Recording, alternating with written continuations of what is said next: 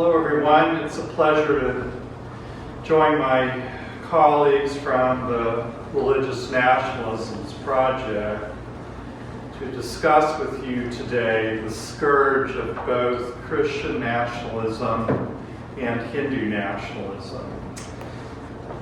My name is Peter Cook, and I'm one of the principals for the Religious Nationalisms Project, which was created because of our long-standing concern about the rise of fascism and the propensity of governments to adopt religions, twist them, and then use them to harm religious minorities or even people of the same faith which the government had adopted. Our goal in the Religious Nationalisms Project is to study and describe through a variety of academic disciplines how religious nationalisms operate, and then lift up the best qualities of our faith traditions which critique nationalism and offer to us an alternative and more faithful, life-giving path. This project is deeply committed to the principle of democracy, the necessity of freedom of speech, and academic freedom, which is essential for our religious and academic institutions to thrive. We'd like to first offer to you some interdisciplinary and theological tools for identifying and critiquing the abuse of religion. We will then, in describing these tools, examine and critique the history and current practice of both Hindu and Christian nationalism.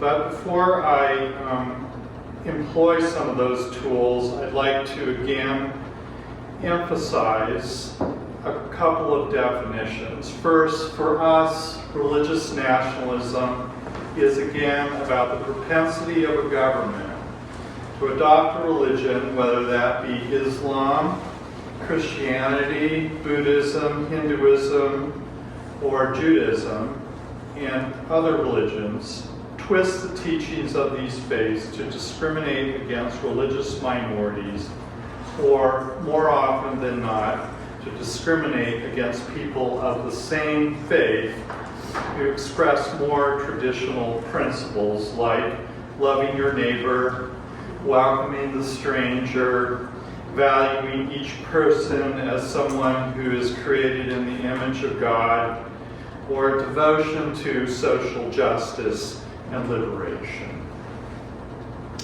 Governments use religion in unjust ways to assert their dominance and power over others, to the point that the faith they adopt is almost unrecognizable to those who are faithful practitioners of other religions or the same religion. I also want to stress that not all nationalism is bad. Jason Stanley, who I will talk about in a moment, tells us that over time there have been nationalist movements which have sought to instill pride in their people as a way to assert themselves, to unshackle themselves from their oppressors, say like colonial rulers in India, for instance, or certainly in Africa, and to assert their independence. This kind of nationalism does not seek, however, to eliminate others, but to assert equality with those who have oppressed them. The problem becomes when these nationalist movements morph into domination or an agenda of eliminating those who do not share the same national fervor or are used to disrespect others. Finally, religious nationalism can often adopt the ideal of religious freedom to further an agenda where the dominant religious group is painted as a victim and uses the language of religious freedom or liberation, but they use it to mean the freedom religiously to discriminate against other people. This, unfortunately, is what a lot of people on the Christian right mean when they talk about religious freedom. It's not about religious freedom for other people. It's about religious freedom from them, for them, particularly something that they need since they are apparently victims. So as we do this work, we are always in search of lenses or models which can be used to analyze the manifestation of religious nationalism in different faith traditions. There are a variety of tools in our toolkit, but one tool I find particularly helpful recently comes to us from Jason Stanley in his descriptions of fascism. Jason Stanley, who is Jewish and the son of Holocaust survivors, is a professor at Yale University, professor of philosophy, who has written a variety of books on propaganda, and is most known for his recent books, Erasing History, and the book which I will reference the most today, How Fascism Works, the Politics of Us and Them.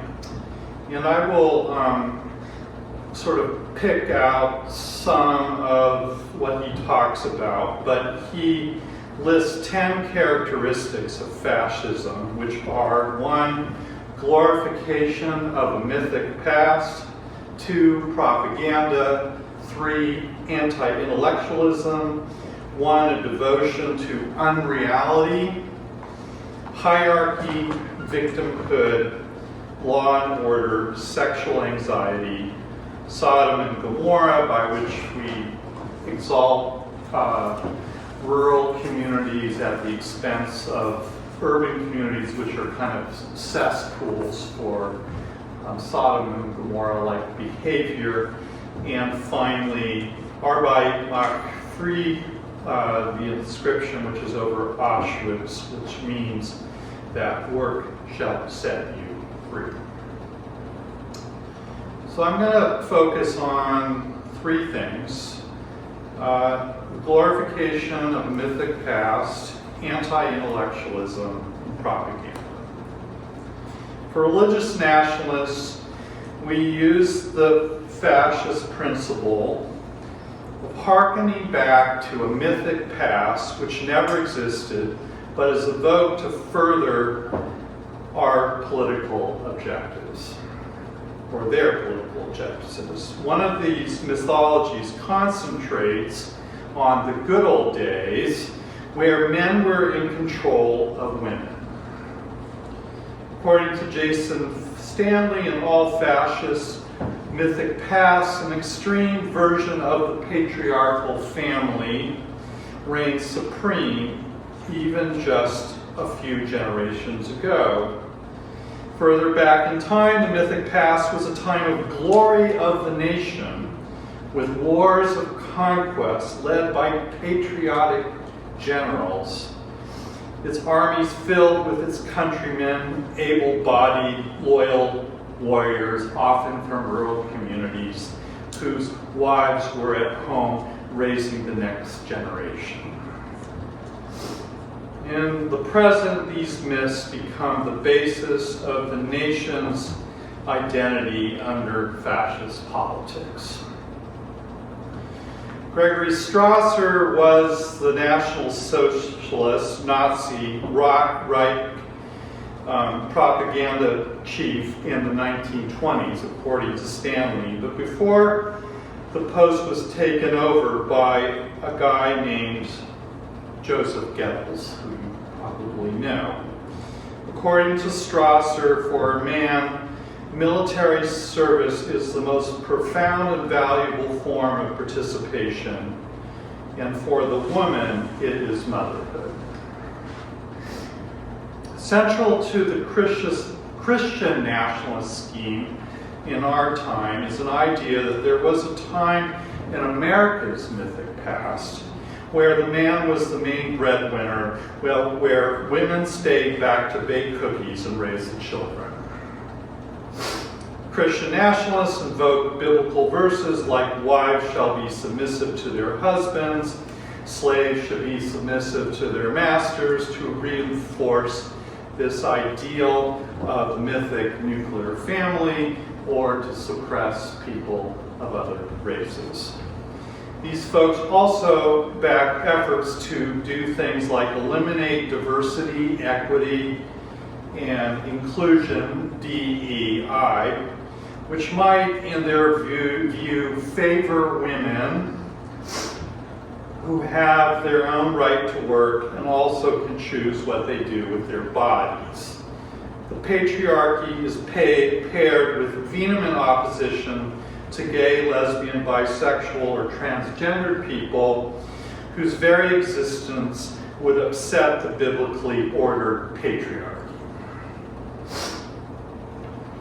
Their opposition to these non-traditional gender roles or equality also reflects their anxiety that women will not produce enough children, like white children, to counter a demographic trend that minorities and black and brown people, including immigrants, might outpopulate white people. Christian nationalists often embrace replacement theory, which is the idea that we can't let immigrants, we can't let Jews, we can't let blacks, we can't let Latinos, or anyone of color or of a divergent religion other than Christianity to replace the dominant white Christian population, which are the rightful owners of a nation's land. Hindu nationalism, in a similar way, twists Hinduism to its patriarchal and hierarchical ends and is deeply indebted to fascist and neo-Nazi thinking, which you will hear about shortly, and the practice of American white supremacy. When Hindu nationalism was formed in the 20s, they were deeply indebted to the terror campaign that was taking place in the American South to suppress the voice of black people, namely through the Ku Klux Klan.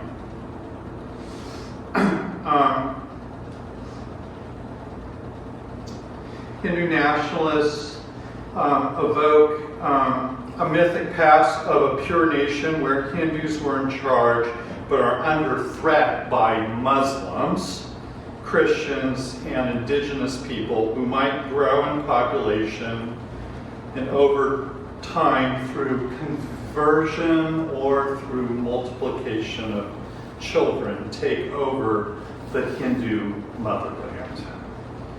In spite of the Indian Constitution, which makes the caste system illegal, Hindu nationalists try to alter the Constitution by reasserting a mythic past where the caste system was in full force, where Brahmins are at the top with untouchables or Dalits, as they are called now, who are at the very bottom or are not even dignified with a caste designation.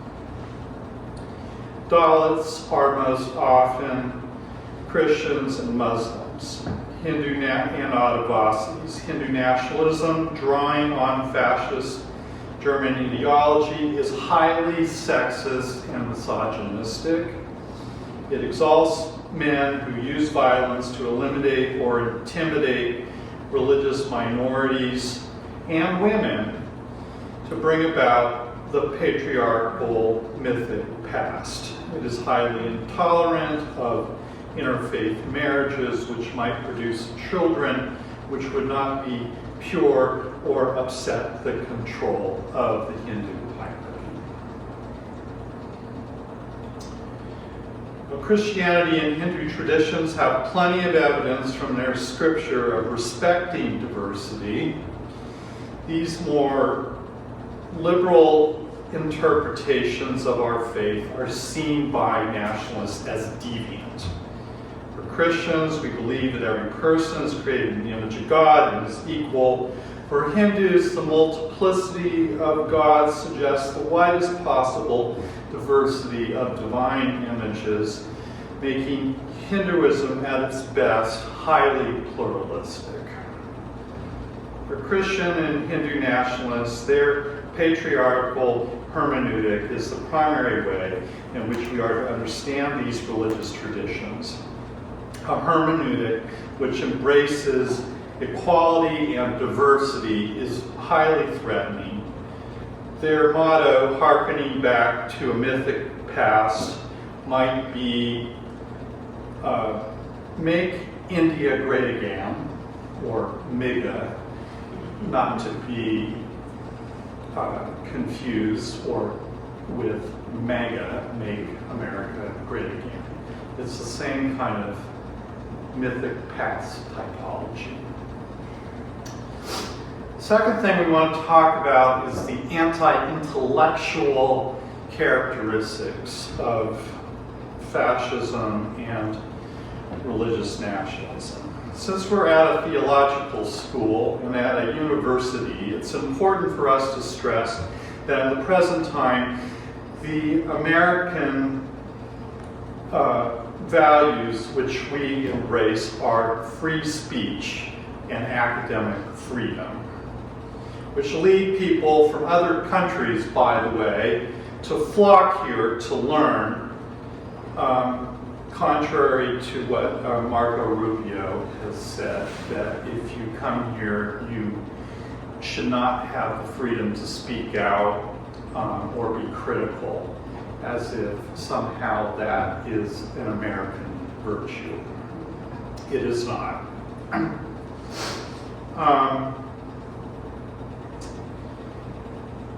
Closely paired with this attack on freedom is a threat to institutions committed to diversity, equity, and inclusion, which has become the new dog whistle for a threat to patriarchy, hierarchy, and a mythic past. Anti-DEI includes a prohibition on the teaching of critical race theory, which is code for not being able to study Black history, for instance.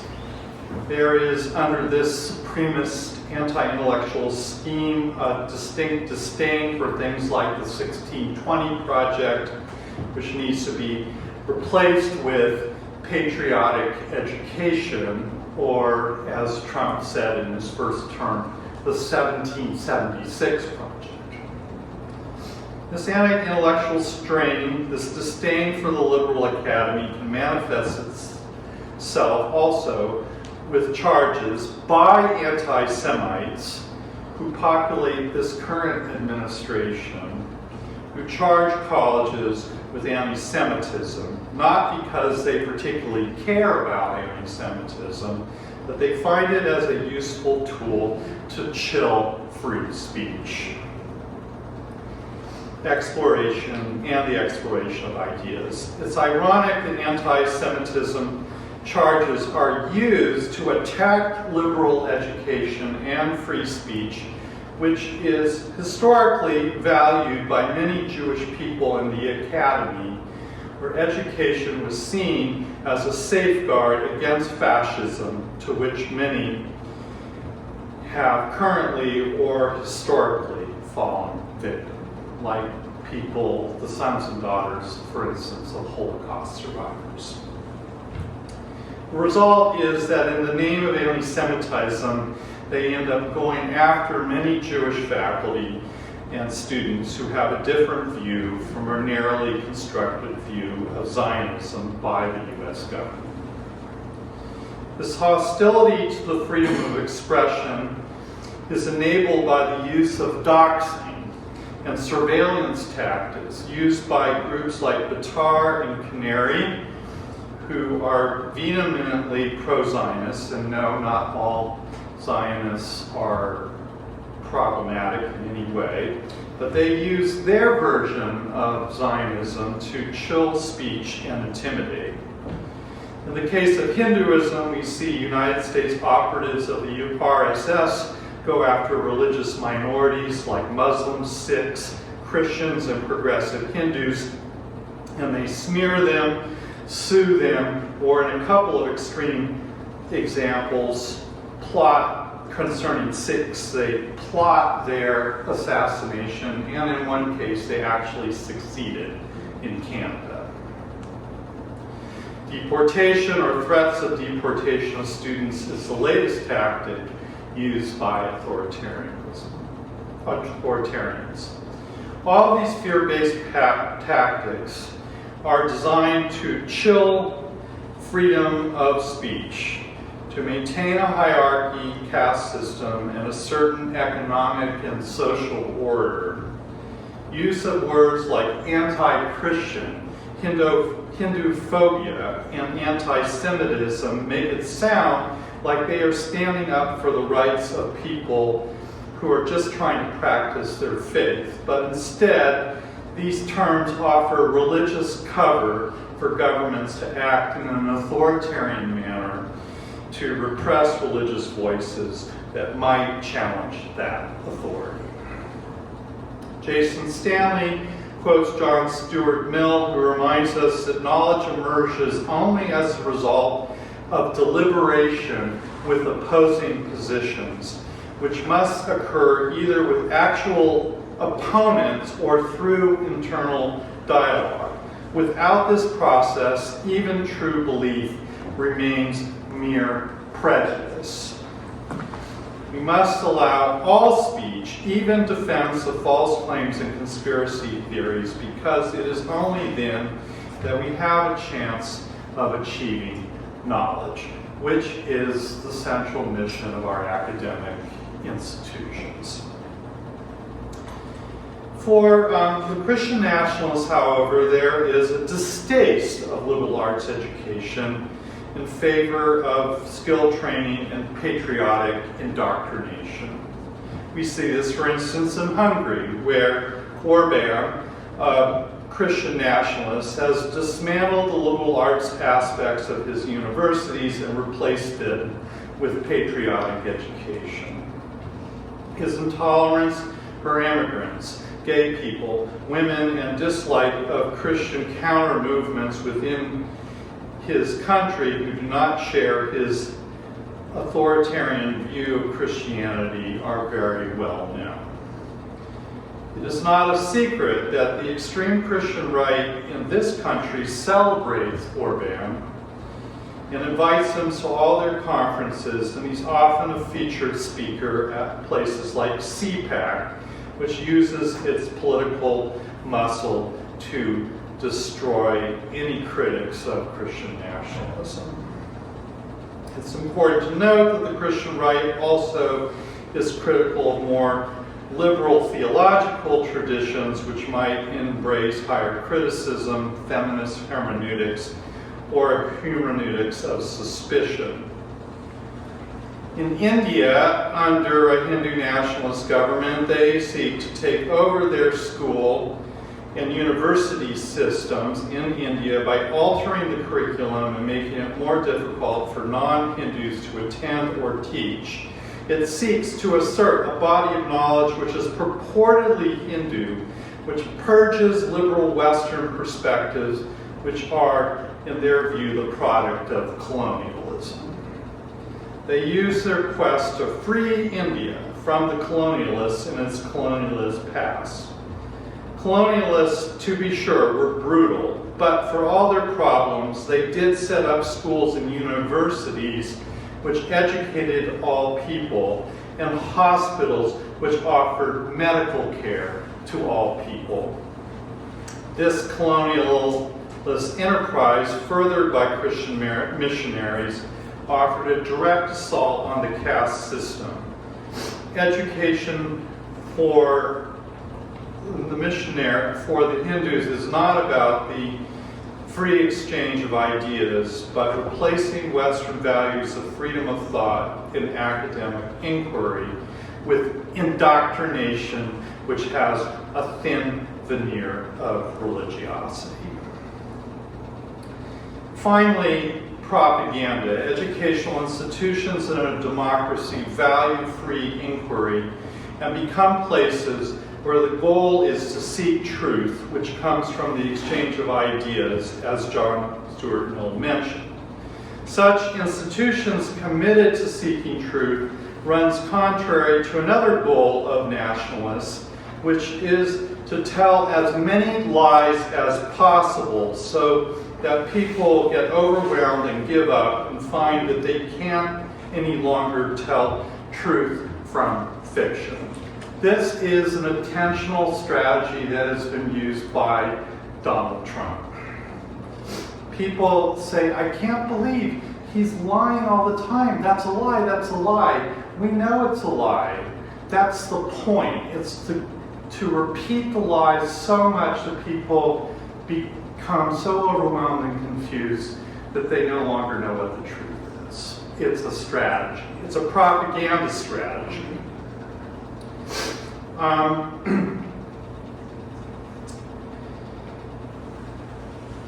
Once you've overcome people with these lies, people replace actual truth with trust in an authoritarian strongman who can bluntly and honestly tell it like it is, as Donald Trump is often prone to saying, and become in and of himself the personification of truth. Hitler, of course, made great use of this fascist propaganda approach by lying so much that he fostered confusion.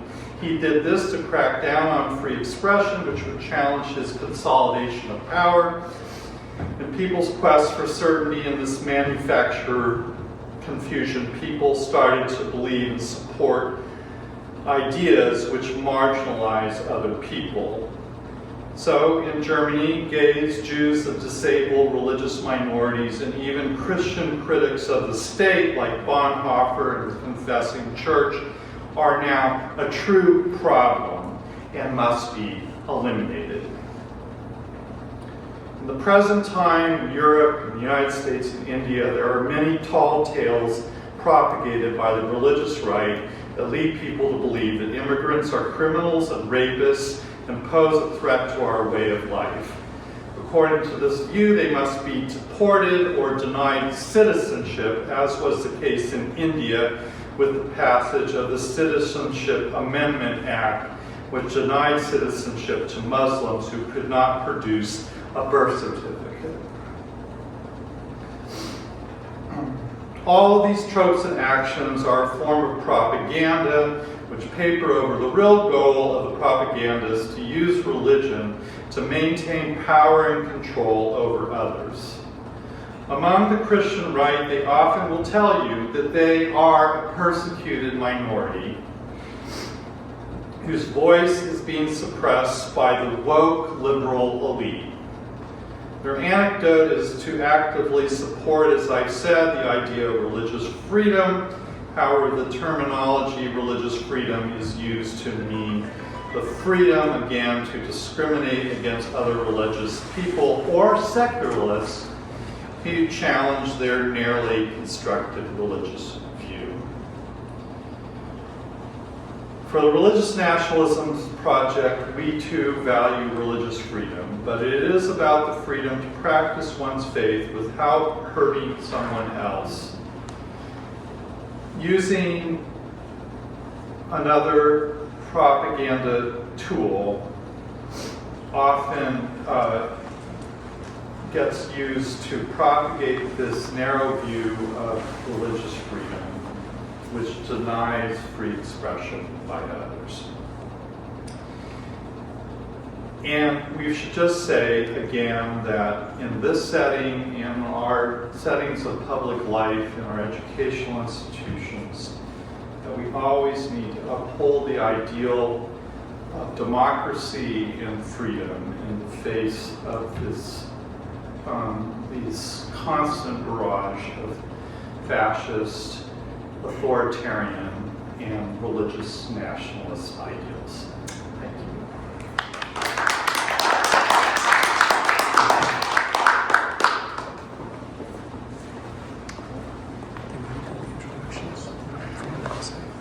Go ahead, do the introduction.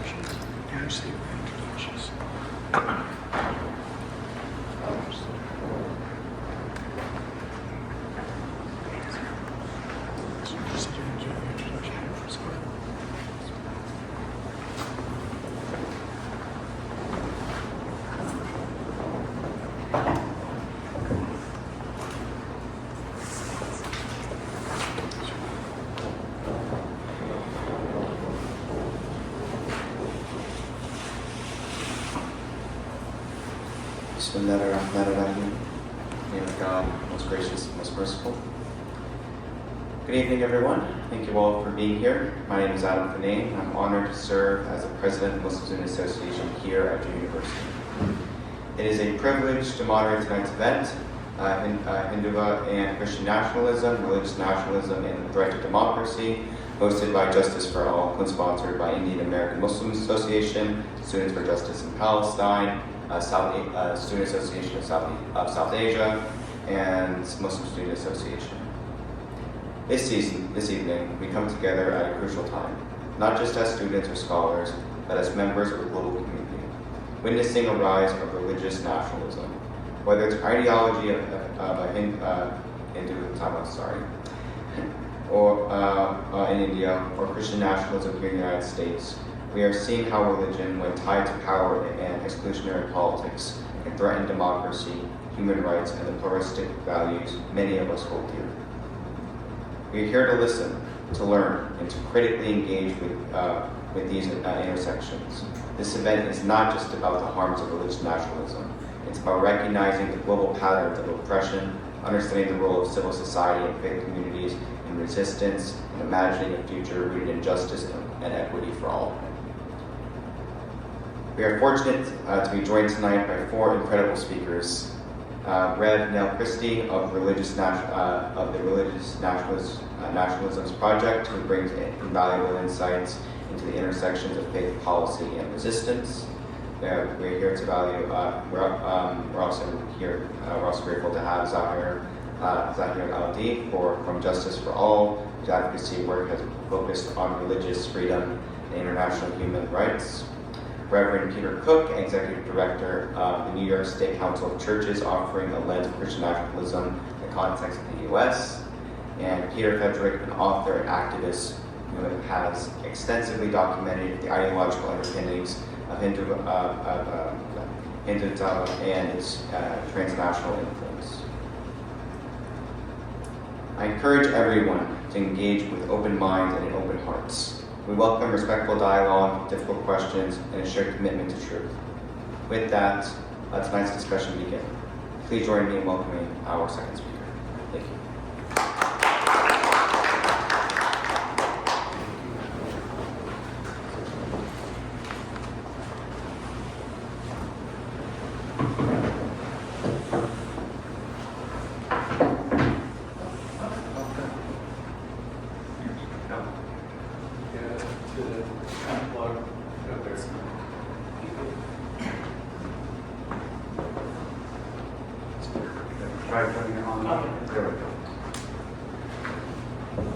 Good evening, everybody. Good evening. I'm going to enthrall you hopefully for the next 2, 3, 4 hours, and you'll all be experts by the time you leave the room. He's just joking. I'm joking. Last year, the National Conservatism Conference in Washington, D.C. brought together a host of far-right speakers who represented much of the who's who of America's Christian nationalist movement. And I'm talking about people like Senator Josh Hawley of Missouri, who actually titled his speech, "The Christian Nationalism That We Need." Other speakers included then Senator J.D. Vance, prominent Christian dominionist pastors like Yuri Brito from Florida and Doug Wilson from Idaho, Al Mohler from the Southern Baptist Theological Seminary, and more. One of the most interesting keynote speakers at the event, however, was Ram Madhav.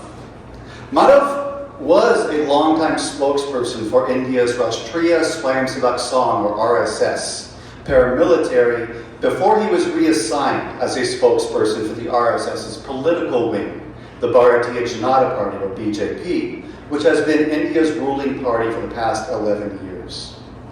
And at the event, Madhav, speaking to a crowd of mostly American far-right Christian nationalists, said that some call us in India Hindu nationalists.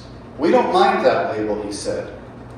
Now, the thrust of his speech at that event in DC was that the RSS BJP in India have successfully transformed India into the world's premier model of national conservatism, and is now inviting America's far right to partner with them to do the same here in the United States. In Madhav's words, "We are here at this conference in DC to tell you that the power of 1 billion Indians is ready to stand by our conservative colleagues from across the US and Europe today. Let us build a strong global movement for conservatism. We can be with you, we can be behind you, and if you wish so, we can be in the vanguard, we can be in the forefront." Now, Madhav of the RSS BJP, he's no stranger to the United States, nor indeed to rubbing shoulders with our elected officials. Notably, for instance, in 2015, he flew from India to Hawaii to speak at the wedding of then Congresswoman Tulsi Gabbard. And 4 years later, while running for president in 2019, Gabbard actually explicitly defended the ideology that Madhav embraces. "Hindu nationalism," she said in an interview, "just means expressing pride in one's religion." Or does it? So what is Hindu nationalism? That's what I'm going to dig into for the next few minutes. When did its modern iteration originate? Who propagates it? And to what ends? And at the outset, I'm going to introduce you to the technical term for Hindu nationalism in India, Hindutva. And I want to start off with what Hindutva is not. In the words of Rahul Gandhi, the chief opposition leader in India, Hindutva, as practiced by the RSS BJP in India, is not Hinduism. It is rather a weaponization of the Hindu religion, which combines it with political power to dominate and control. It is religious nationalism. And just as Christian nationalism is not Christianity, Zionism is not Judaism, Hindutva is not Hinduism. The term Hindutva was actually popularized with the 1923 manifesto of the same name by this man, Savarkar, a book in which he articulated his belief that Hindutva, which means Hinduness, is the core identity of India's civilization, culture, and people. And in his telling, anyone in India who is not a Hindu or who doesn't exude Hinduness is therefore, in essence, not a true Indian. "We are Indians because we are Hindus and vice versa," he wrote. True Indians, he argued, view India as both their fatherland as well as their holy land. In contrast, Christians and Muslims in India were and are guilty of divided loyalty because they look to far-off and foreign lands in Palestine and Arabia as their holy lands. And thus, non-Hindu Indians are consequently viewed as being incapable of real patriotism. Now, Savarkar's solution, as he put forth in his manifesto, was to, quote, "capture the political power by voting only for Hindu nationalists and to Hinduize all politics and militarize Hindudom." Savarkar's call was put into action with the founding of the RSS in 1925, 100 years ago this year, as it so happens. Now, as we continue, I do want to briefly contextualize this moment in history for you. In 1920, the Nazi Party was founded in Germany. In 1921, the National Fascist Party was founded in Italy. Back in India in 1923, as mentioned, Savarkar published his manifesto Hindutva. Back in Germany in 1925, Hitler published his manifesto Mein Kampf and founded the Schutzstaffel, the SS. Back in India, also in 1925, same year, the RSS was founded to be the fountainhead of Hindutva. Then, as today, the RSS is an all-male, armed, uniformed paramilitary organization which now boasts approximately 6 million members across all of India. And it advances the notion that India is, always has been, and always must be a land of Hindus and only of and for Hindus. Now, When Ram Madhav of the RSS-BJP spoke at the National Conservatism Conference last year, he did address critics of the RSS in his remarks. He said, and I quote, "Those critics, they tell you that we are Hitlerians, we are fascists." To his audience, his American audience, he said, "But do you know that they portray you as racists, white supremacists, and Christian fundamentalists to our people? Don't take them at face value," he said. Well, in fact, from India, the founding fathers from Savarkar onwards of the RSS and the Hindutva ideology all pointed to Italian and German fascism as an example of what they wanted to replicate in India. The biggest difference for them was that for the fascists in India, their enemies were not Jews. They weren't Nazis, they were fascists. Their enemies were not Jews, but rather Christians and Muslims. Now, looking, for example, at Nazi Germany, Savarkar praised Nazi Germany for reviving Aryan culture and for waging a crusade against the enemies of Aryan culture. Comparing Indian Muslims to German Jews in the 1930s, he suggested that they should be treated the same way. And he argued that it is the right of a majority to drive out a minority. And he used specifically Nazi treatment of the Jews as an example of that right. Proceeding, Munji, a co-founder of the RSS, actually visited fascist Italy in the 1930s. And after touring the militias and even meeting Mussolini in person, Munji returned to India and praised the idea of fascism for bringing out the conception of unity amongst people. In India, the co-founder of the RSS argued should imitate the fascist organizations in both Italy and Germany. However, he did declare after returning from fascist Italy that the good news was that this imitation was already occurring in the form of the newly founded RSS paramilitary. Munji's protege, Hedgavar, became the first supreme chief of the RSS. And he also looked over at Nazi Germany and said that the RSS's goal was to preserve Hindustan as a pure country of Hindus, just like Germany is a country of Germans. Golwarkar, the second and longest serving supreme chief of the RSS, also praised Italian and German fascism, and he did it so much that we would be here all night if I were to touch on every way in which he did so. Golwarkar published his manifesto in 1939, just as Hitler launched the Second World War with the invasion of Poland, after the groundwork for the Holocaust had already begun to be laid, and at a time when the supremacist intent of the Nazis was already beginning to become widely known throughout the world. Golwarkar, in particular, he was obsessed and fascinated by the idea of the race spirit and the racial consciousness which he saw rising in Germany and in Italy.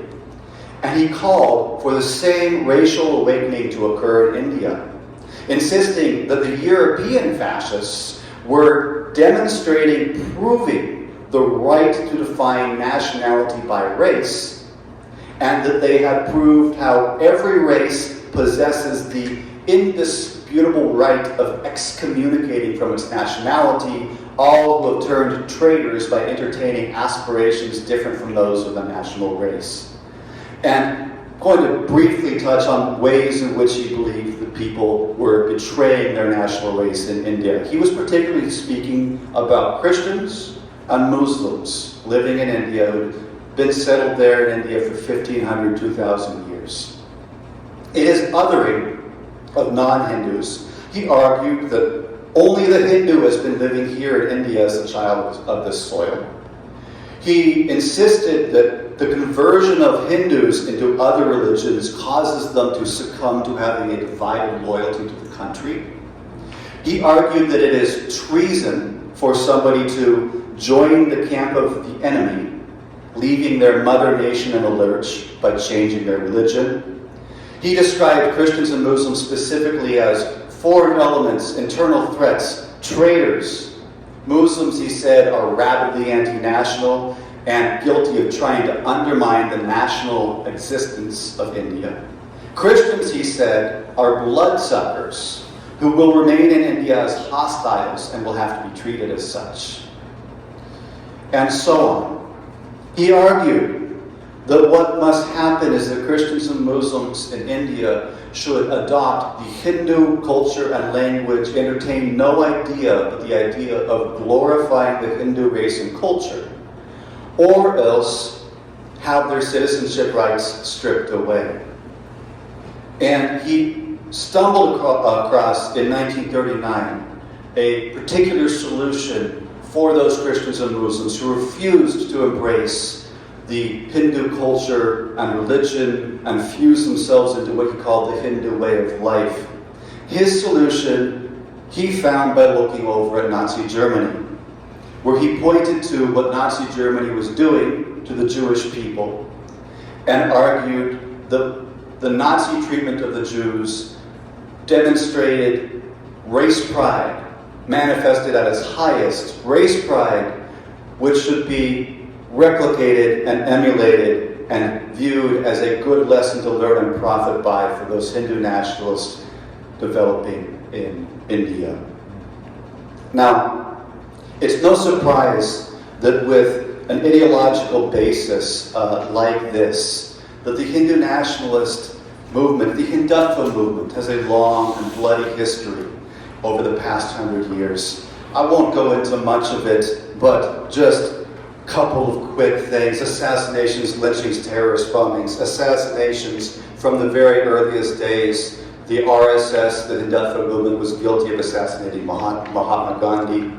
And over the past 30 years alone, has been responsible for multiple major massacres of hundreds, sometimes thousands of people, almost always Muslims and Christians, across northern India in particular. Why though does all of this matter, this ideological background? We're talking about not just the origin of the modern iteration of Hindu nationalism, but about what they're doing today. Well, the RSS and the BJP, I mentioned the BJP. The RSS is actually the mothership, the fountainhead of a whole host of related subsidiary Hindu nationalist organizations known as the Sangh Parivar. You can see a few of them there, but it's a massive, massive system. It's a system which, to look at just the RSS and a couple of the major subsidiary organizations, the religious wing and the youth wing, consists of, at most recent estimates, up to about 18 million foot soldiers. Many of them, most of them, especially within the RSS, uniformed and armed. The RSS, as declared recently by the current Supreme Chief of the organization, has ambitions within this year to establish a chapter in all of India's 664,000 villages. The RSS has a political wing, the BJP, which is the largest political party in the world, has ruled India for the past 11 years, has at its head Prime Minister Narendra Modi, who is a lifelong RSS member who joined the organization at elementary school age, and who has just recently been re-elected to a third term. The RSS has, throughout the past 11 years of the Modi regime, fielded almost all of the country's cabinet ministers, up to 75% of them at one point. And the RSS, again, this quote from renowned Indian journalist Arundhati Roy was made during Modi's second term, in 2020, I believe. Modi is now in his third term. The RSS has, in Arundhati Roy's words, gotten to the point where it and the Hindutva ideology which it propagates are no longer simply guiding the direction of the state, the policies of the government. It has become the state. It has become one with the state. And in particular is doing, and I think Neil, my friend Neil, will probably be touching on some aspects of this in relation to Christian nationalism, but it has in particular systematically seized control over the media, police, intelligence agencies, something that may sound familiar to some of those who are tracking current events in our own country here in the US. Well, as Hindutva and the RSS dominate Indian polity, there's a lot that I could go into in detail about legislation they're passing, etc., etc. But instead of doing that, because a picture is worth 1,000 words and a video is worth more than that, I want to show you examples, just 3 examples of ways in which RSS and the Hindutva movement in general are propagating their ideology and what they're promising to do on camera, openly promising to do in the country. This, for instance, was in Delhi in 2021. This oath-taking ceremony is being led by a member of the RSS. And as you can see, the participants are taking an oath to fight, die, or kill in order to ensure that India is declared to be a Hindu nation. This is in the capital of the country of India. We will fight and die, and if required, we will kill as well.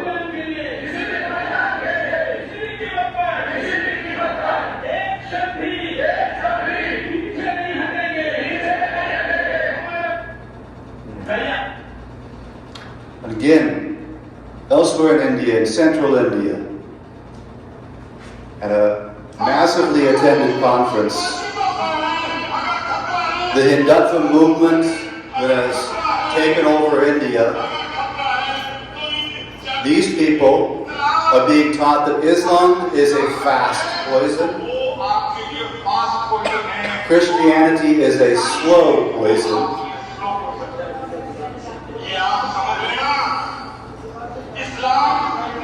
and that Islam must be eradicated, not just eradicated from India, but from the entire world. And that Christianity should be eradicated not just from India, but from the entire world.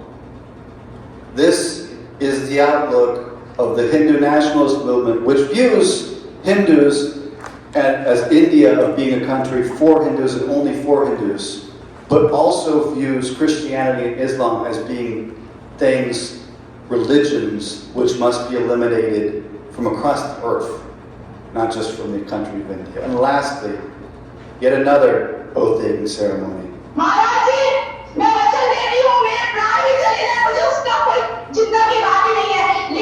These people are taking an oath to turn India into a Hindu nation, to prevent a Muslim from ever becoming the Prime Minister of India, and to kill in order to decrease the population of Muslims by millions, to decrease the population of Muslims by millions. It's just a taste, very tiny taste, of where that Hindutva movement established in the 1920s has taken India into the present day, where it controls the country, and with complete impunity, people are hosting and filming themselves hosting these kinds of pledges to eliminate, exterminate religious minorities from the country. And it is thus no surprise that the impending threat of an actual genocide breaking out is constantly hanging over the heads of India's Muslims. So you can see this article from Time magazine, just one of many I could show you. Genocide is now openly demanded at public rallies. The author warned. And the need for ethnic cleansing can pop up in casual conversations on politics among friends or family. And I have personally witnessed this, spoken with scores, probably hundreds of Indians from religious minority backgrounds who can attest to this happening within their social circles. Not just Muslims, so as mentioned, in India it is also Christians. Christians, the situation is a little better for them. So you can see this article from the New York Times a couple of years ago. Routinely, the condition for Christians has become, especially in particular on Sunday services, the Christians gather for worship, and outside of the church, mobs, armed mobs of 50, 100, 250, or sometimes 500 people will assemble, burst into the church, start smashing up the sanctuary, beat up the pastor and the congregants, haul them outside into the streets. And if these armed mobs, these Hindutva mobs, are not already accompanied by the cops, then they will haul the Christians down to the police station, and the police will slap charges against the victims instead of the perpetrators. How bad is the situation for Christians in particular, especially speaking here at Drew? It is so bad that organizations like International Christian Concern have ranked India as the 3rd of 10 top persecutors of the year in the entire world. Open Doors USA, another organization which tracks persecution of Christians around the world, has ranked India as the 11th most dangerous country in the world in which to be a Christian. As you can see, putting India in a category where they are worse for Christians than even a country like Saudi Arabia or China. And so there's much more that I could go into in unpacking Hindu nationalism, what it's doing, how it's changing legislation in the country to criminalize religious freedom by banning the right to change your religion at will, how it is premising citizenship along religious lines, how it's throwing students, academics, and activists behind bars for daring to speak up against the dominance of Hindutva, and a lot more. But I just want to bring us back full circle leading into our next talk from Reverend Neil Christie to remind you that Hindutva over there in India has now, in the person of the RSS BJP's Ram Madhav at last year's National Conservatism Conference in DC, come here to America with, in his words, a very specific agenda of pursuing alliance with the far-right Christian nationalist movement, which we are, in ways that I never thought possible, seeing rise to predominance throughout our country. So thank you. Thanks.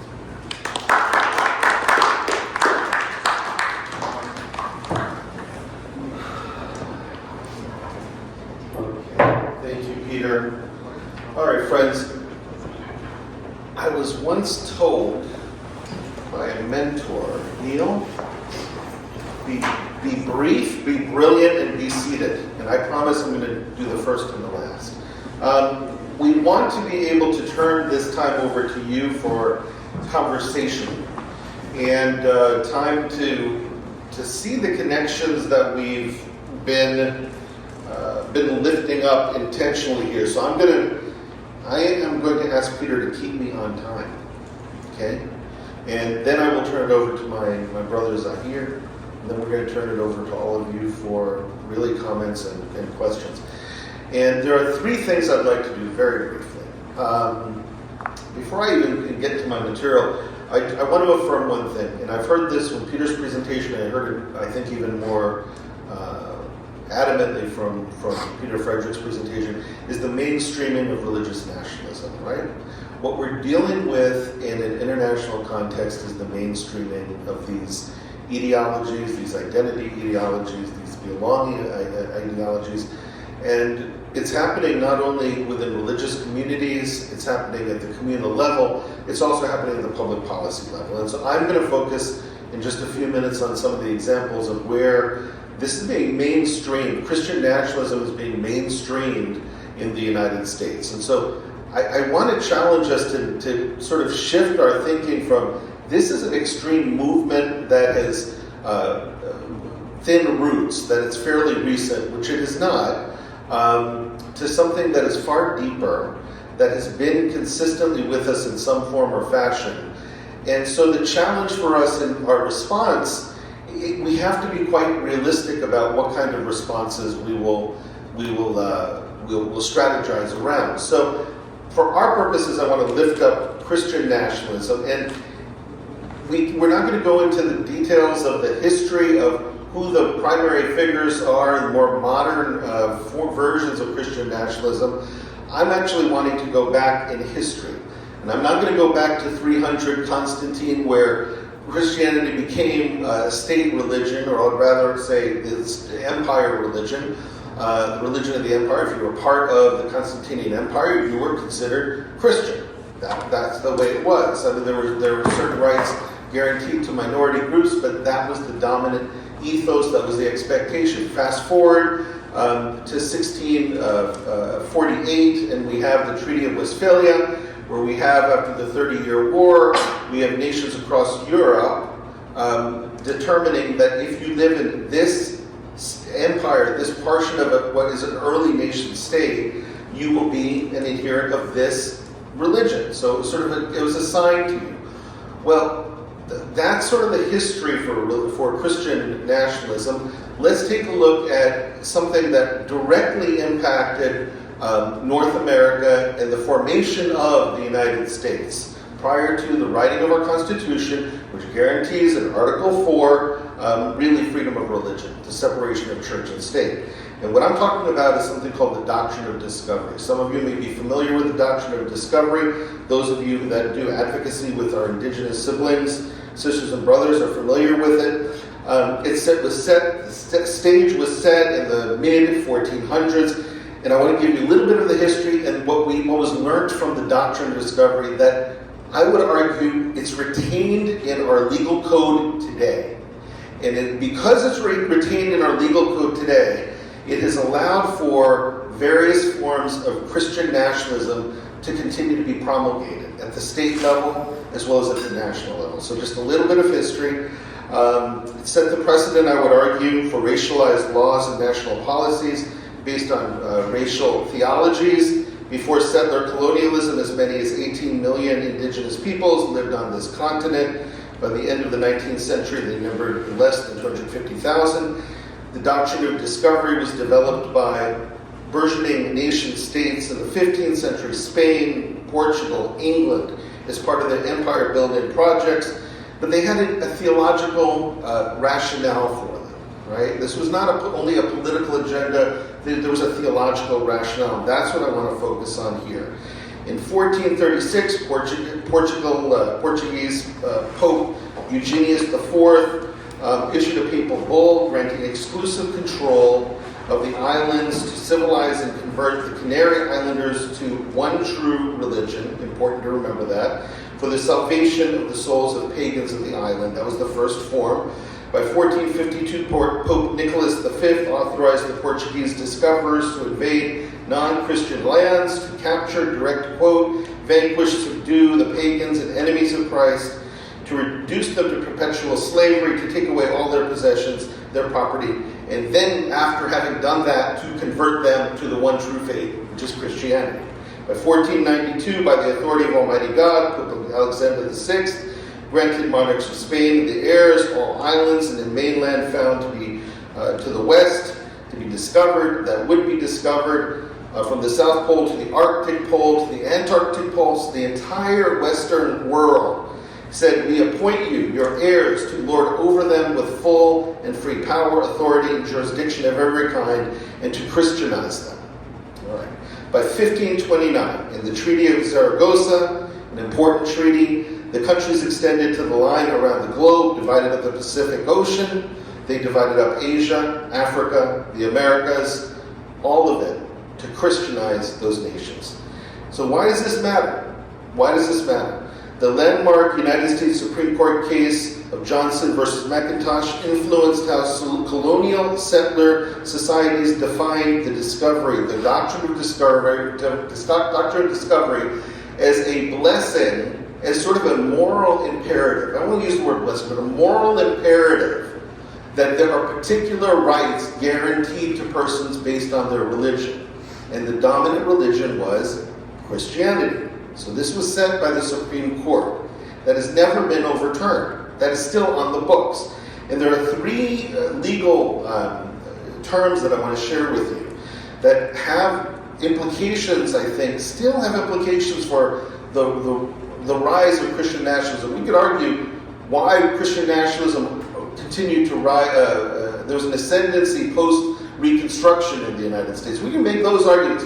But I want to say that there's been legal arguments all along that have justified Christian nationalism. The first is this, the argument of terra nullius. The Latin word means a land that is vacant or empty. The notion that this land, the North America, there's nothing here. So forget about the inhabitants. They may be living here, but it is an empty land. The doctrine was used to justify then the theft of the land, the relocation of entire races of indigenous peoples, African Americans, slavery, enslavement, in immigrant communities down up through the 18th, 19th, and early 20th century. That notion that the land is vacant, we have the ability to move people. We do this in the name of Christianity. We don't do this in the name of God, we do this in the name of Christianity. The second is preemption, the doctrine of preemption. What does this mean? The doctrine of preemption presumes that Christian countries claim the first rights, the very first rights, and the power to exclusively buy land to determine who receives land, where educational institutions are built or not built, where healthcare is authorized to be provided to indigenous peoples or to migrant peoples. But that notion of preemption, that there's this Christian notion that we decide where resources will be allocated. And so this determined generational wealth. This determined where preferences were given based on ethnicity, race, national identity, immigration, and it prevented entire populations from competing fairly. Why? Based on their religion. And finally, the notion of limited indigenous sovereignty. Indigenous nations and peoples lost sovereignty. The rights to engage in international trade and treaties were curtailed. Religious nationalists would likely like to see this happen today. I would argue that the notion of sovereignty and who is able to create a trade deal. We have a Trump deal on creating tariffs, right? Slapping tariffs on nations today. There are religious nationalists who like to argue that trade ought to be conducted really by those who fully buy into this as a Christian nation. And so if our trade ought to reflect what will benefit best the church, or their version of what the church is. So we can draw a line, I would argue, between some of these legal theories and these legal practices, actually, and many acts in the United States that had to do with immigration and that really kept this a Christian nation, or this notion of a Christian nation. First is the Naturalization Act of 1790, which restricted citizenship to white persons, meaning Christian persons. The Chinese Exclusion Act of 1882, which marginalized all Asian peoples, including people of different religious traditions coming from Asia. So we're talking about Muslims, Sikhs, Hindus, Buddhists, all of whom were marginalized as a result of that immigration law. We can look at the rise, of course, of the Ku Klux Klan and the following Reconstruction, the early 20th century, and the Red Scare of the 1950s that reaffirmed the one version of Christian nationalism over and against one perceived version of state capitalism or Soviet version communism. So part of the challenge today, I would argue, is to see Christian nationalism not as something that's new, but that has deep, deep roots in the building of this nation state. And as people of faith, I would argue it's important for us to remember and Peter touched on this, that there's a distinction between patriotism and nationalism. Patriotism and nationalism. Several who have written books on Christian nationalism come back to this. So I've distilled these 7 points, and I just want to lift them up to you very, very quickly. Patriotism does not require us to minimize our religious convictions. Second, patriotism does not deny our religious affiliation or lack thereof. Third, patriotism does not prefer one religion over another religion or even a non-religion. Number 4, patriotism can affirm that religious instruction is best left to our houses of worship and other religious institutions and families. Number 5, patriotism is the love of country. Voting and helping others to vote and exercise their First Amendment is a patriotic act. And then, finally, patriotism is never to be forced. One is not required to love one's country. Religious nationalism, on the other hand, Christian nationalism, conflates religious authority with political authority, leads to oppression of minorities. Religious nationalism, like the doctrine of discovery, replaces religious freedom with religious privilege, okay, or normativity.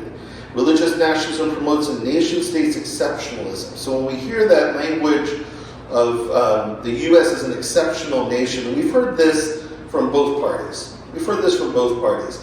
I cannot remove that language of American exception, U.S. exceptionalism, from the notion, the Christian notion of an exceptional state, a city on a hill, a New Jerusalem. And these are all this is language that's replete in Christian texts. It's present in Christian scripture. It's a misappropriation, I would argue, of the Christian narrative. But that notion of exceptionalism, and when we're talking about exceptionalism, we're talking about Christian exceptionalism. Okay? As Amanda Taylor from the Baptist Joint Committee has said, patriotism is animated by love, nationalism by hate. To confuse the one for the other is to pretend that hate is love and fear is courage, which is something we cannot do. I am not going to go through some of the history that you all have seen in TV, and some of us have experienced it up front. If you've been in demonstrations where Christian nationalists have been on the rampage. I was in Washington, D.C., went during the insurrection. I went the next day. I saw what happened. I talked to people who were right at the Capitol, and it was hell. And the notion that people would want to minimize what happened is well beyond me. So those videos are available to you. But what may not be available to you are some things that are said by our legislators. And these are the legislators that people like Peter and I, we go to their offices, we pass their offices. We're in Washington, D.C., and I want to lift some of their quotes up to you. And again, I want to suggest that what they say is not extreme, but to their constituents, it's mainstream. It's mainstream. And I think about Hindutva and how Hindutva is being mainstreamed through the media, through religious caucusing, and through educational institutions. And something similar is happening with Christian nationalism, I would argue. And these are the quotes I want to give to you. The first is by Mike Johnson on October 2023. He said, I believe that Scripture in the Bible is very clear that God is the one who raises up those in authority. He raised us up, each of us, to be brought here for the specific moment in time. This is my belief. When he said this, and this has been quoted often, people don't see in the picture that he had a Bible next to him, right? So he had a Christian Bible next to him when he made this statement, the Speaker of the House. Second, Representative Marjorie Taylor Greene declaration in the summer of 22 that she's a proud Christian nationalist and that the Republican Party should be the party of Christian nationalism. Representative Lauren Boebert from Colorado, who explained that the reason we had so many overreaching regulations in our nation is because the church complied. The church is supposed to direct the government.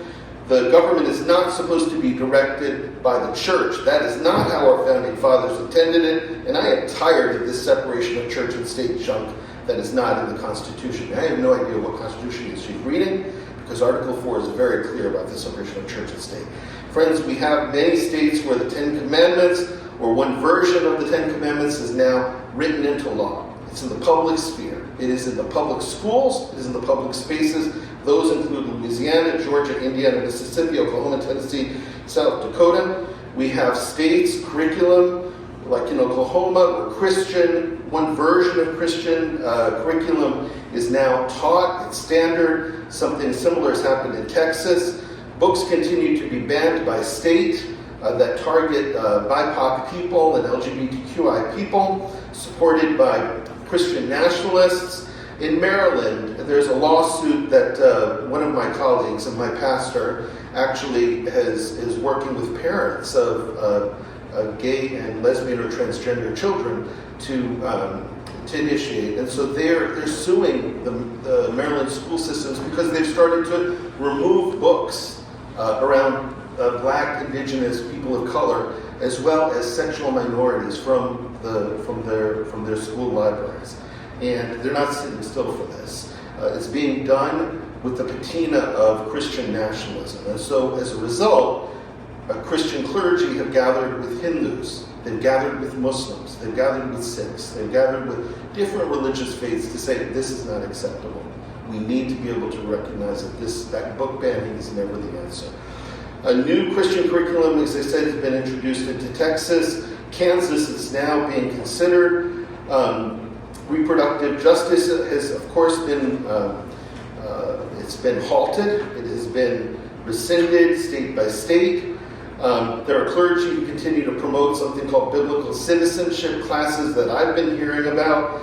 A couple of weeks ago, I had a friend of mine who's a pastor in Iowa sit in on a church sermon where for 20 minutes the visiting pastor likened the cross to the flag.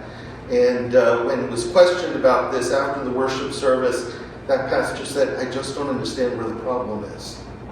They simply could not see it. And this isn't a mainline United Methodist church. Well, what does the data show? And this is where I'm going to sort of end with some questions after I give you some of the data. In 2023, Brookings Institution did many studies on Christian nationalism. And they found that the majority of people, state by state in the United States, affirmed these things. Number one, and this is growing. This is the problem. It's growing. It's not going backward. Approved of authoritarian tactics such as demanding people show respect for national symbols and traditions. Fear and distrust religious minorities, including Muslims, atheists, and Jewish people. So, of course, we're absenting Christians from that group. Condone police violence toward Black Americans and distrust accounts of racial inequality in the criminal justice system. So now it's starting to question our criminal justice system. Report being very uncomfortable with both interracial marriage and transracial adoption. And Peter, in his discussion around misogyny and patriarchy, I don't think that was lifted up. So I want to make sure that you hear that this is what people are polled on, and people feel this way. The people who are polled feel uncomfortable around interracial marriage and transracial adoption. Hold anti-immigrant views, oppose science and science education in schools, believe that men are better suited for leadership roles while women are better suited to care for children in the home, which Peter, of course, has alluded to. In the same study, 6 in 10 Americans believe the founders of the United States originally intended this to be a Christian nation. 1/3 of the respondents believe the United States is presently a Christian nation. 45% of Americans said the United States should be a Christian nation. And they found that 80% of the people said the United States should be a Christian nation, also said the Bible should have at least some influence on U.S. laws, with the majority of those people saying that the Bible conflicts with the will of the people. When it does, the Bible ought to prevail.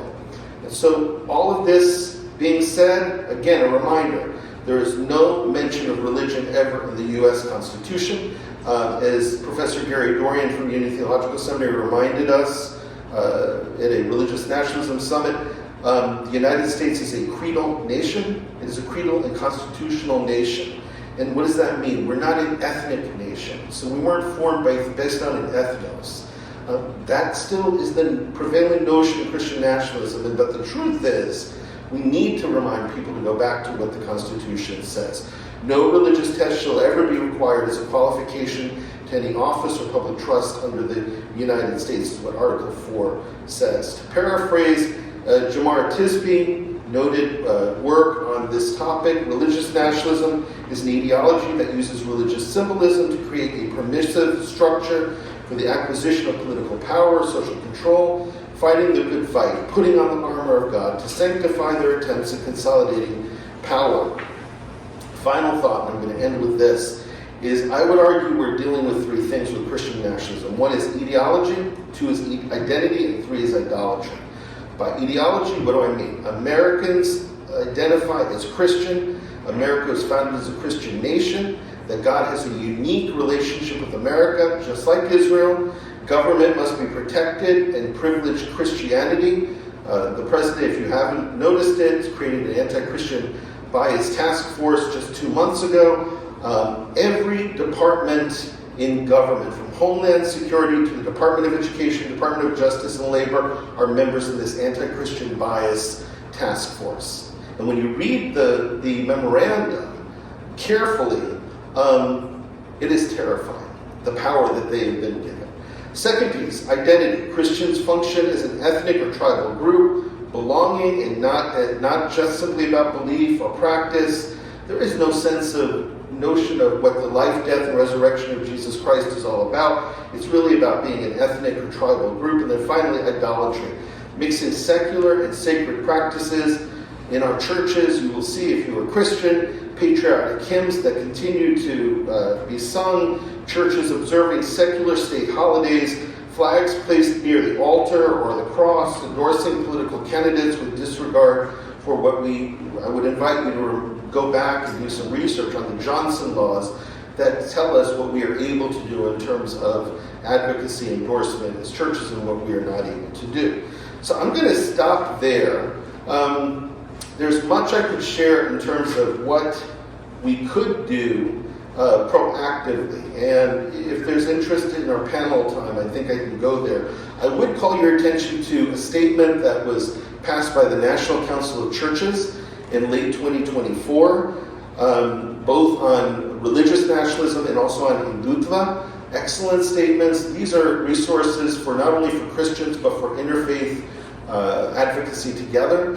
And I would also call your attention to several churches that have passed similar resolutions. One is the United Methodist Church. And thanks to Peter's work with me, we were able to gather how many signatures? Over 300 signatures ecumenically, Catholic, Orthodox, Evangelical, Protestant, that supported a United Methodist resolution that addressed Hindutva, and by implication really does address Christian nationalism as well. So I'll stop there. Thank you.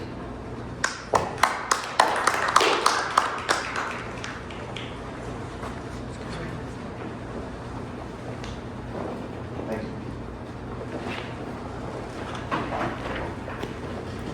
Good evening, everybody. Assalamu alaikum wa rahmatullah. May the blessings of God be with you. My name is Zahir Adil, and I lead the Save India from Fascism campaign at Justice for All. Justice for All is a very small human rights group that's based in Chicago. I myself am based in Boston. The speakers that have appeared before me have actually covered a lot of what I might have covered in my talk. So I'm going to actually shorten my talk down and give you the chance to ask questions. I think that's better so that we have some interaction in front of you. Nationalists are a funny breed. Zionists, Christian nationalists, and Hindu nationalists would love to work together to attack minorities. However, Christian nationalists at the end of it would love to see the second coming of Jesus and the killing of all the Jews. Right? Christians would hate the Hindus for what they are. They are basically a pagan religion. They are idolaters. And Hindus in India would love to see the Christians being killed all over the world, as well as the Muslims. But to get their goals, they don't mind working together. And at that time, they will lie to each other that they can learn from each other and support each other. We are here to tell you that that is just a lie. They will never ever be able to support each other at the end of the day. If at all they are ever successful in killing off the good Christians and the good Muslims, they'll get at each other's throats. And that's the truth. I'm going to very quickly go into the manifestation of what nationalism means to its victims. And I'm going to concentrate on India because India is probably the best example that I can give you at this time. But these same things can happen in different areas. It is certainly happening in Palestine, and it can actually happen in this country. When Arundhati Roy was interviewed during Trump's first term, she had said the difference between Trump and Modi is that Trump is being, the staff is trying to keep Trump in the center, but Modi has no such bounds, right? Unfortunately, in the second term, we are seeing that Trump is getting rid of the bounds that he might have had in his first term. Anyway, so let's come to the manifestations of what nationalists do to its minorities. I'm not going to go through some of the things that Peter, you touched upon, the pogroms that happened in India against Muslims and Christians. But to the Muslim and Christian on the ground today, the pastor in the states of Odisha or Chhattisgarh, which is where the attacks on Christians are happening. As Peter alluded to, Hindus will come in, they will go to the sanctuary, they will break down the little church that they have in some small home-like setting. They will drag the pastor out, they will beat him up. One of the journalists who has actually dragged this is a person called Sartaj Alam, and he is a Muslim. And his word is actually about Christians. And so there is some collaboration. There are Christians who are working with us, there are Muslims that are working with Christians, but both of them face the brunt of these nationalists. In Manipur, 342 churches were burned, were destroyed within 36 hours. And that happened in 2023. Muslims will be hounded, economically repressed, but the most recent thing that happened to Muslims was something called the Waqf bill. And this is lands that are held by Muslims in trust, and these will comprise the lands that make up mosques, madrasas, schools, hospitals. Is the third largest owner of land for public use in India. And there was a bill, and we are afraid that now the government can term a certain piece of land as being questionable ownership and perhaps take it over for general public use. And from that general public use, it might come to the use of some people who might benefit from it. As soon as that Waqf bill was passed, the Hindu nationalists have begun talking about Christian properties. And so I would not be surprised if in the near future there would be an attack on Christian churches, as far as the land, the ownership is concerned. Because there's a significant amount of land under Christian trusteeship also in India. But again, as I said, I'd rather turn my time over to you because I think we have to be out of here by 8 o'clock, right? Or 7:30? 7:30 is Okay. So why don't I stop here, and I would be happy to take some questions from you. But before I leave, what I'm going to say is please pick up one of these. Some professors have actually contacted me if they can use this material within their classes, and of course we had no restrictions on their use. But pick this up. It will talk to you about the 12 parallels between what's happening in India today and what happened in Nazi Germany. And you will see that those parallels are increasingly applicable to what's happening in the United States. Thank you. Thank you. Let's, for sake of time, let's do exactly what we've been invited to do. Are there comments, are there questions, are there insights that from any of the material that's been shared, or material that you brought with you to this conversation? We're eager to see where the connections are and then where the next steps could be. And so we want to turn the rest of this time over to you. Yeah. If I might, we can sit down. Sit over here. Panels will sit there, and Jessica will help to facilitate the conversation. Okay. All right? But yes, Thank please. you. So let's come on up here.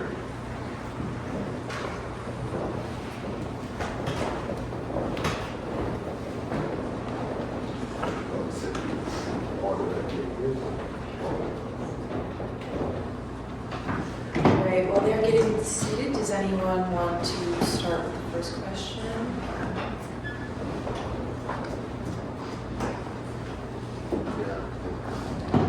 Hello. First of all, thank you all for coming, and I'm glad we could actually hold this event. My main question is, and particularly for me, and I'm sure for many other people, this was a shock. I didn't know about 90% of the material that was welcomed here. I did not know about the statements of blatant genocide that's happened in India, about a lot of things that were written here, what's happening in Kashmir, in India for fascism. Obviously, I knew about Palestine, but my question is, because I was so unaware, why do you think this is not more prevalent within mainstream media? Is this just not interesting for people? Is there some sort of agenda behind this? Why aren't people not more aware of this? I mean, if India is going through a Nazification process, I think we should know about it.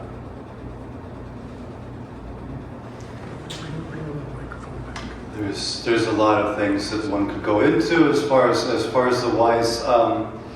One of the reasons is that India, since it got independence in 1947, has been viewed as the world's largest democracy, which it is.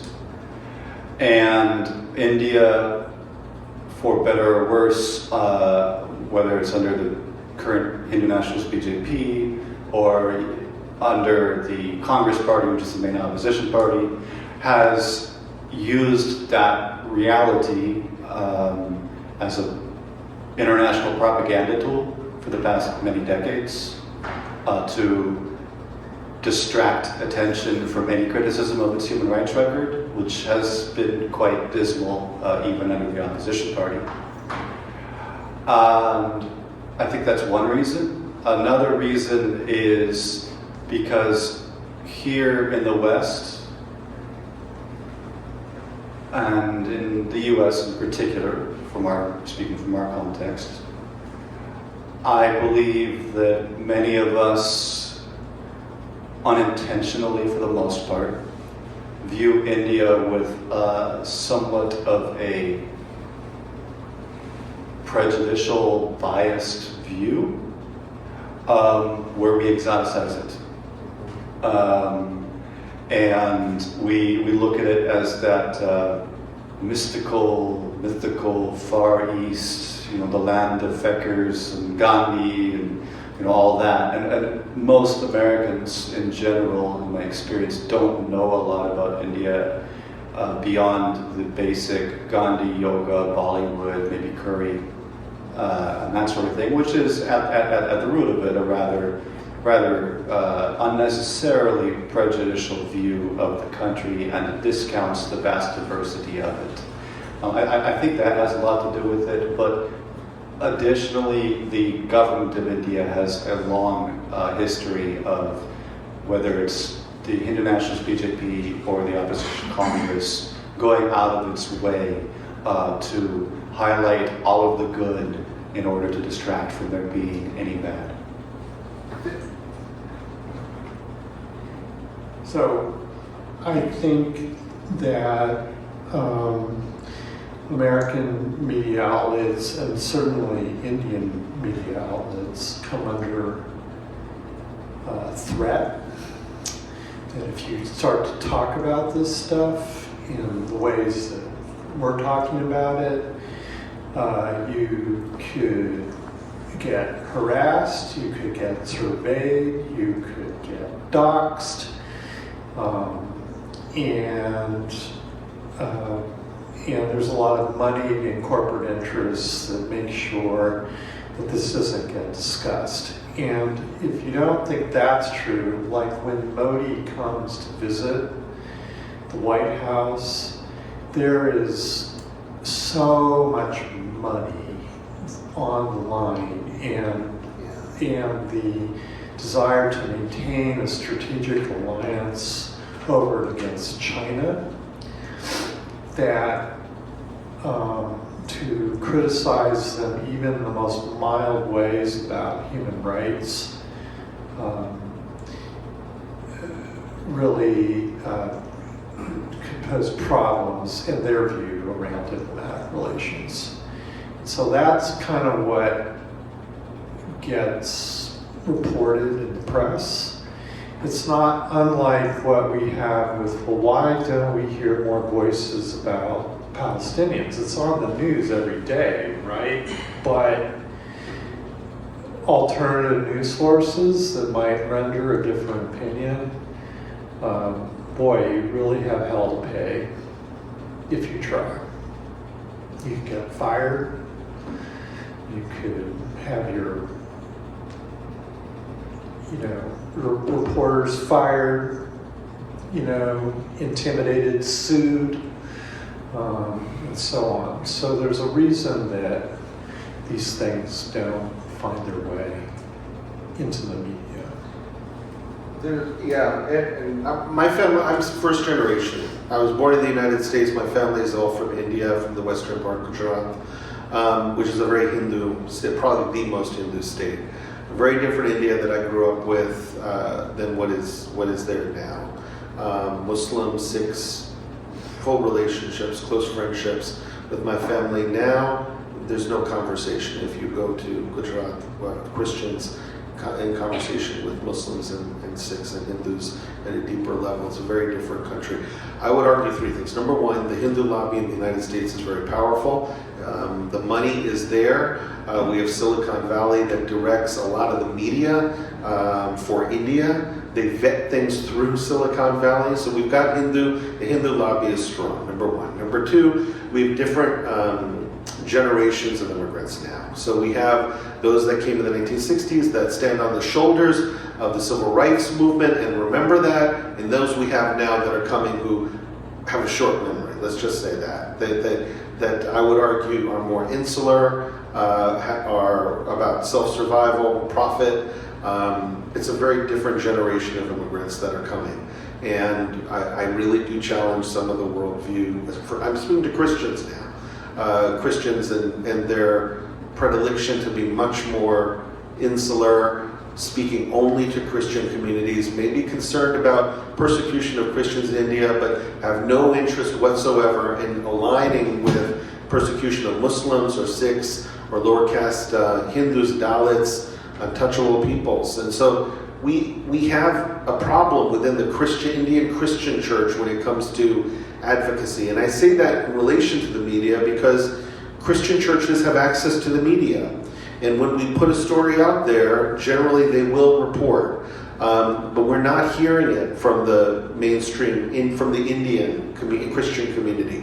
Perhaps out of fear because of immigration, but also because they're less invested. They're far less invested. The mainline churches, when they speak to the media, we have less power in that we have churches that are autonomous now in India, so there's less of a relationship. And so again, the perception that after the Green Revolution and the technological revolution that's happening in India, human rights will eventually follow. So some of those are the problems. I think that the media conglomerates are also a challenge, right? Where's the alternative media? Who is listening to the alternative media? And as people of faith, do we have full access to alternative media? And I think that's the challenge, is really lifting alternative media, making it more mainstream. Okay. One of the things that Hindu nationalists have done is learn from their Zionist counterparts. Okay, so now there were actually stories about what's happening in India, in the New York Times, in the Washington Post, in the LA Times, and that now you do not see as many stories. Because what has happened is an organization called the Hindu American Foundation has done two things. They've sent out erroneous educational material which tries to get rid of the caste issues, essentially saying that Hinduism actually has no caste issues. Okay? And so they try to negate that, and they try to again play the Namaste Yoga Gandhi card, showing that India is always very peaceful. We are accepting of everybody of all religions. And the other thing is now what they do is that if anytime someone writes about them, they will come back with the term called Hindu phobia. that all you're doing is being Hindu-phobic. Ring a bell? Anti-Semitic? I'll leave it at that. All right, you something else? All right, thank you, Adam, for that question. We have about 10 minutes left, so maybe one or two more questions. Yeah.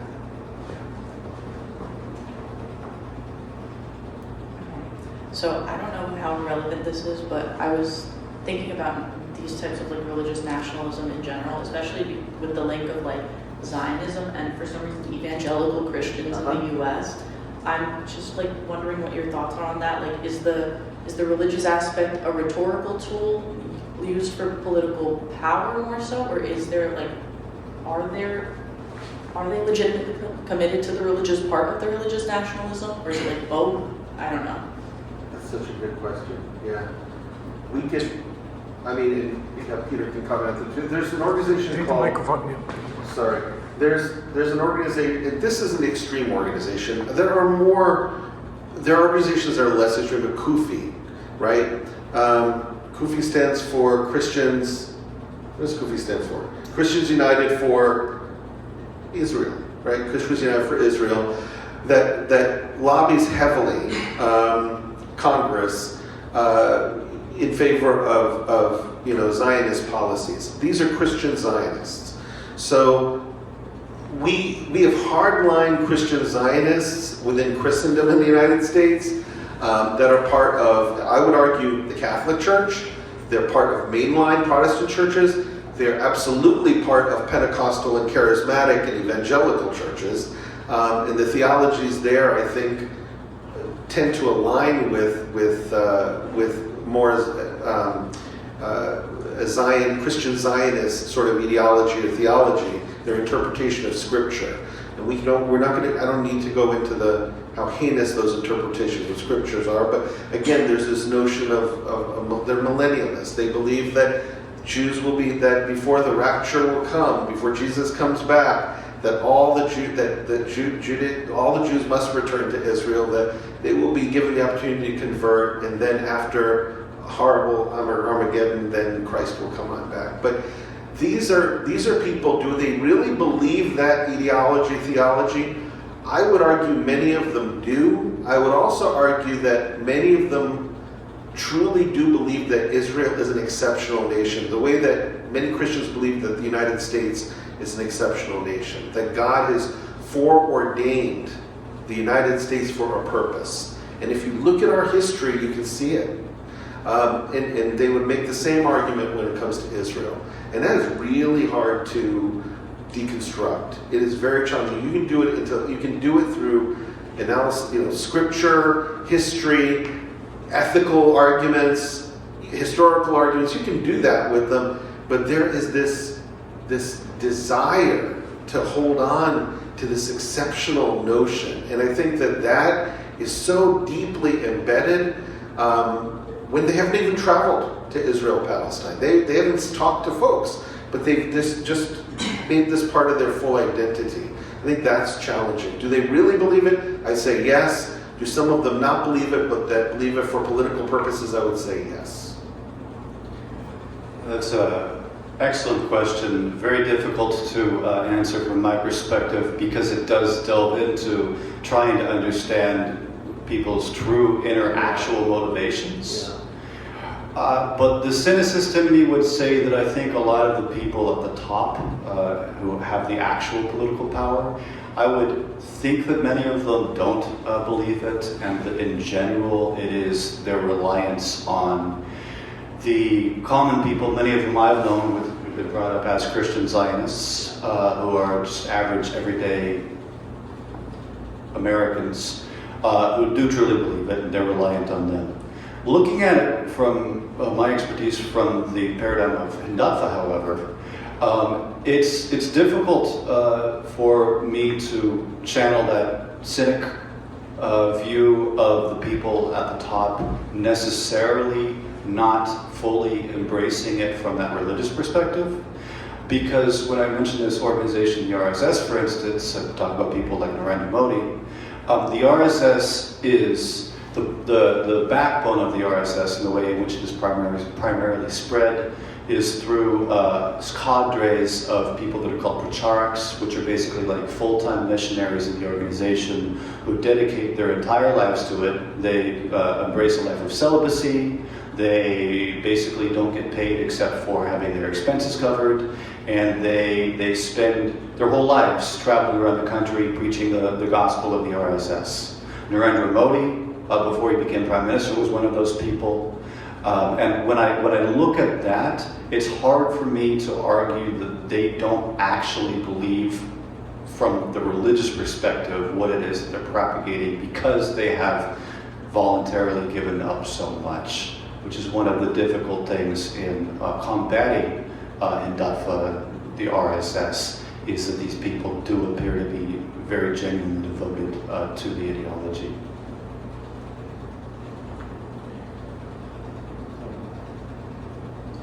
I would just say that Christian nationalists, Christian Zionists have a very cartoonish sort of understanding of Judaism. And that's why I think we spend a lot of time listening to the diversity of voices in the Jewish community. That there's a range of voices in how we understand Zionism, from a protected sort of primary Zionist state that excludes others, to a view of Zionism which is much more generous and inclusive in its view to those who are more anti-Zionist, or they wouldn't even put it that way. They would just be asserting what it means to be Jewish, juxtaposed against the behavior of the state. And I think it's helpful, particularly for Christians, to be listening to those voices, because we're often labeled as, if we're in any way critical of Israel, for instance, we're called anti-Semites or whatever. We're not, but the power equation is such that it's important to really delve into the complexity of the Jewish discourse around this question. Thank you. I think a lot of the people who are nationalists actually do believe that they are chosen, whether they're Christian or they're Zionist or even some Muslim nationalists, right? And this certainly is true in India. Now, these people, they believe that somehow God or Rama or whichever of the 30 million gods that they choose to worship has chosen them to suppress the rest. What they don't understand is that most Muslims, Christians, and Sikh are from the out of caste, the Dalits, right? And these people left Hinduism to get away from that caste system. And now what happens is that these supremacists, they say, how dare they? Let's get at them. Okay? Most Dalits in India are actually Buddhists. But the Hindus do not bother the Buddhists as much as they would bother the Muslims, the Christians, or the Sikh. Sikhism came out of Islam. It's a very monotheistic religion, right? And so now those become alien. And you have to kind of show these people, how dare you left us? So I think at the basis of it is supremacism one way or the other. All right, so we are at time. I guess since we did start late, if there's maybe one more question, but if not, we could wrap it up. All right.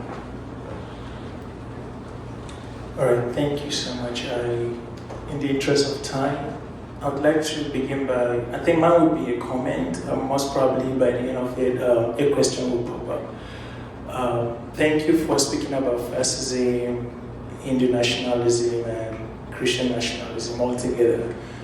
I'm from Nigeria, a country in Africa, and all through the discussion I've been thinking about how this actually relates to me and to the society where I come from. But most importantly, I wanted to appreciate the use of the two terminologies, Christian nationalism and religious nationalism. I think those two kind of differ, because if in America is Christian nationalism, in my country I think it would be religious nationalism because of the diverse religious settings that we have. And I see the wisdom in the use of those two. Usually I would ask at the end of a gathering like this, what is next? Because I've listened to you, I am kind of convinced that these things are really happening, but what will I do? As a person who have listened to you and I'm convinced that really these are really existing phenomena. Thank you.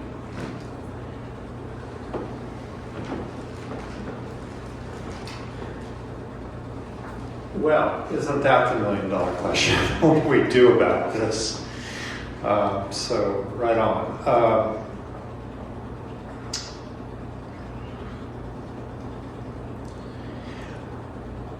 I think creating spaces where we can talk about these things and make them public is important.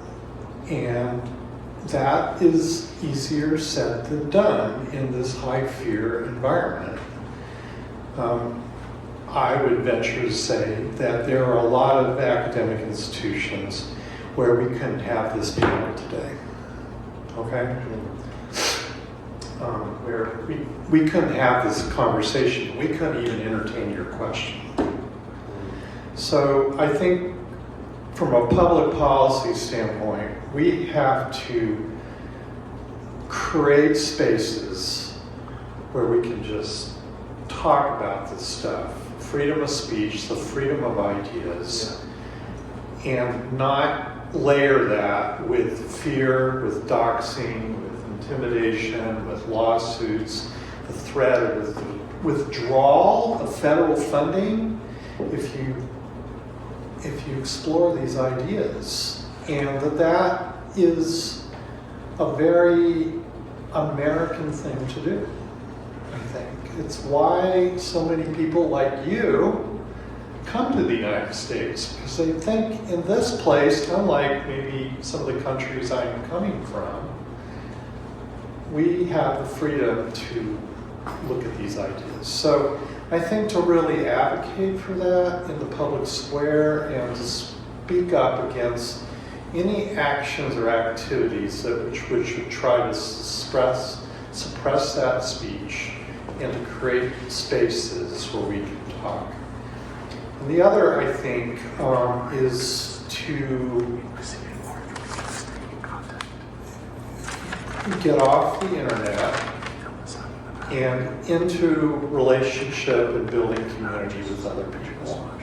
You know, I have a friend whose their particular act of defiance is to set up some kind of a community dinner every week where just anybody can come and just talk and be in relationship with one another. And in this environment, that can be pretty prophetic. See what emerges out of being in community, which is not laced with fear. Two quick things. One is, for what to do next is for people like us who are not in the position of even somebody like Mahmoud Khalil.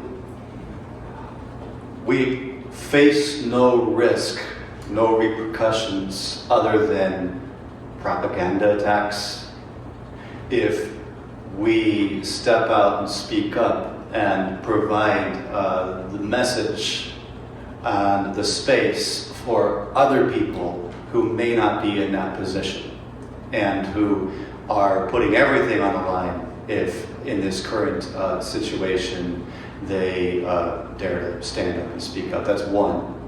And I think that's all of us here, I think, feel that as a personal moral responsibility. And I think that's one way to make impact. Two is doing what we have, thank God, successfully done here tonight, and we have done, I'll mention another time we've done it, which is we're hosting an event which was organized by an imam. We have 3 Christians, but we're all from diverse religious denominational backgrounds. We have a Muslim on the panel. And then at our Religious Nationalisms Project's first annual summit in DC in February, our day-long summit, we had Christians, Jews, Buddhists, Sikhs, Muslims, and Hindus, all as speakers gathered throughout the day, and all coming together to stand in unison against religious nationalism. And so that's another thing where I know it's difficult, but somehow by the grace of God, in our work, we've so far been able to achieve it. Having that kind of across the board, organic, not forced, multi-faith coalition and collaboration. And I think that's another very important step in answer to what to do next. Yeah, I think my answer to that would be twofold: interior and exterior. So the interior work is within the church, because I know you're a theological student. I'm speaking directly to your question. I would invite you to interrogate what you're reading, what your colleagues in class are saying, what the professors may be speaking about, through a lens that sort of filters out religious nationalism and sort of picks it. It filters it. If you filter something, then the dust and the dirt sort of rise up. Well, you can then look at it and see what it is. If it's unfiltered, then we're going to drink that water, that dirty water. We're going to bathe with that dirty water. So I think that for Christians, we have to do work for ourselves. Where is religious nationalism supported in our liturgy, in our worship, in our structure, in the language we speak, in our reading of the scripture, in the way we speak to other religious traditions or about other religious traditions when they're not in the room? So we do that interior work. The exterior work is if you are a religious leader, in your case, a Christian religious leader, when you graduate from this esteemed university, you'll be in a place where you will be leading a congregation. And you will have as your neighbors the imam and the rabbi. And you may have the Sikh Gurudwara. You may have the Hindu temple.